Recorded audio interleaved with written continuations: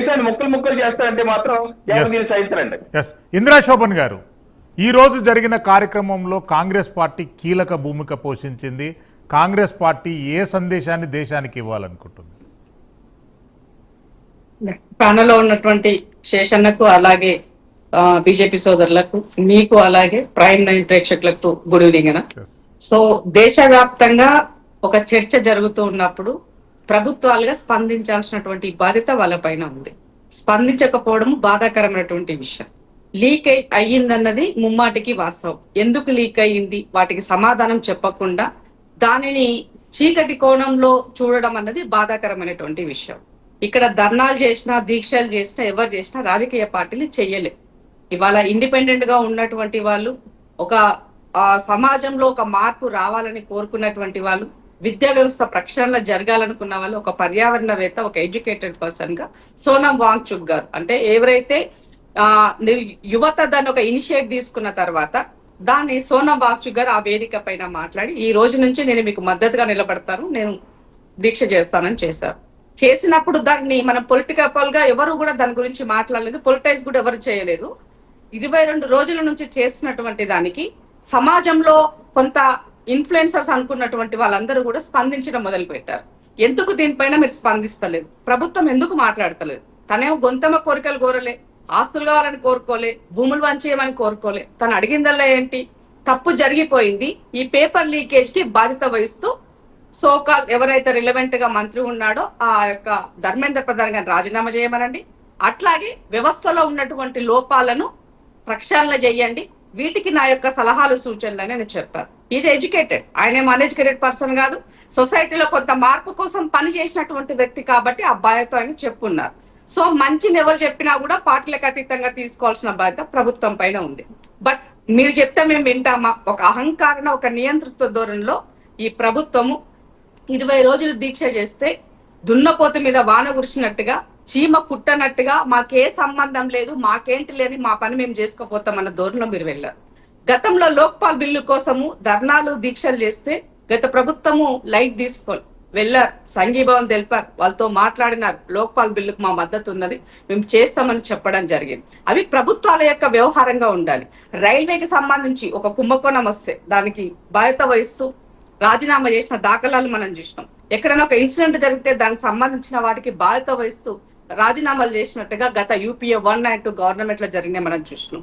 But Narendra Modi గారు యొక్క NDA ప్రభుత్వం వచ్చిన తర్వాత ఏడ ఏం కూలిపోని, ఏడ ఏమన్నా డబ్బులు ఆగమైపోని, ఏడ ఏమన్నా ప్రజాసొమ్ము వృధా గాని మాకు సంబంధం లేదు, మేము ఇలాగే ఉంటాం, మేము ఇట్లాగే చేస్తాం. ఎంత పెద్ద ఆరోపణలు, ఎఫ్సిన్ ఫైల్ లాంటి ఆరోపణలు వచ్చినా మేము స్పందించాం.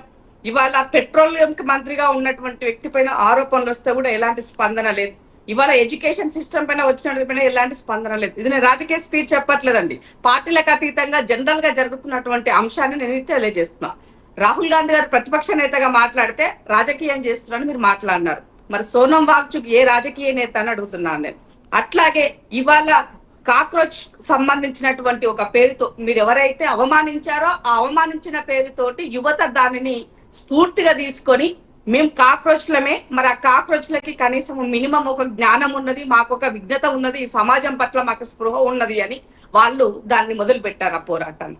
సోషల్ మీడియా వేదికగా తన యొక్క ఎన్రోల్ చేసుకుంటే కూడా దానిని ఇతర విదేశాల నుంచి, పాకిస్తాన్ నుంచి, ఏమంటారు ఇతర దేశాల నుంచి వాళ్ళు అయ్యారు అని చెప్పారు తప్ప వాళ్ళని అక్కడ కూడా అవమానపరిచారు తప్ప అక్కడ కూడా మీరు వాళ్ళని రెస్పెక్ట్ చేయలే.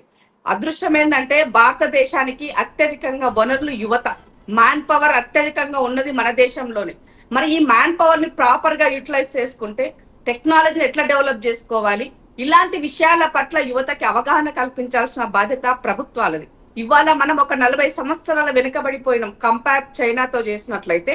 మీరు చైనా కనుక తీసుకోండి, టెక్నాలజీలో మనకన్నా ముందుంది, అన్నిట్లో కూడా టెక్నాలజీలో ముందుంది, న్యూక్లియర్ దాంట్లో ముందుంది, రాకెటిజం లో ముందుంది, చిప్స్ తయారీలో ముందుంది, ఇవాళ అదేమంటారు మన క్వాంటమ్ టెక్నాలజీలో కూడా అది ముందుంది. నువ్వు ఏది తీసుకున్నా కూడా మనకన్నా చైనా 3 అడుగుల ముందులో ఉంది. మనం ఎక్కడున్నాం, ఎక్కడో వెనుకబడేసినటువంటి అదే పాత చింతకాయ పచ్చడిలోనే మనం ఇంకా కనబడుతున్నాం. మరి అప్గ్రేడ్ ఎట్లయితాం, రిసెర్చ్ ఎక్కడ పోయింది, ఇదంతా ఎవరు చేయాలి, యువతనే కదా చేయాల్సింది. వాటికి సంబంధించిన ఎడ్యుకేషన్ సిస్టమ్ లో యూజీసీ గ్రాంట్స్ తగ్గించావు, యూజీసీ ఒక ఇప్పుడెవరు ఆల్రెడీ ఉన్నటువంటి ప్రొఫెసర్లకి అనుబంధంగా కింద అసోసియేట్ ప్రొఫెసర్స్ అసిస్టెంట్ ప్రొఫెసర్స్ వీళ్ళ యొక్క సిస్టాన్ని నువ్వు ఏం చేయకుండానే ఎక్కడి నుంచి మనం ఈ టెక్నాలజీని అప్డేట్ చేసుకుంటాం? ఈ వ్యవస్థ ఎక్కడ కనబడుతుందా? లేదు. ఎందుకు లేదు అని అంటే ప్రతిదీ కూడా పేజో పర్చేస్ అనేది సిస్టమ్ లో పనిచేస్తుంది. డబ్బు ఉంటే అన్ని మేము ముందుంటాయని చెప్తాం. జీరాక్స్ సెంటర్ లో పేపర్లు దొరుకుతాయి. జీరాక్స్ సెంటర్లలో కూడా మన క్వశ్చన్ పేపర్లు దొరుకుతాయి. వాట్సాప్లలో మన క్వశ్చన్ పేపర్లు మనకు కనబడతాయి. కానీ బయట చూడడానికి మాత్రము కనీసము వాళ్ళు ఏది ఏమంటారు ఒంటి మీద ఉన్నటువంటి బట్టలను కూడా స్కాన్ చేసి లోపలికి పంపిస్తున్నామని చెప్తున్నాం.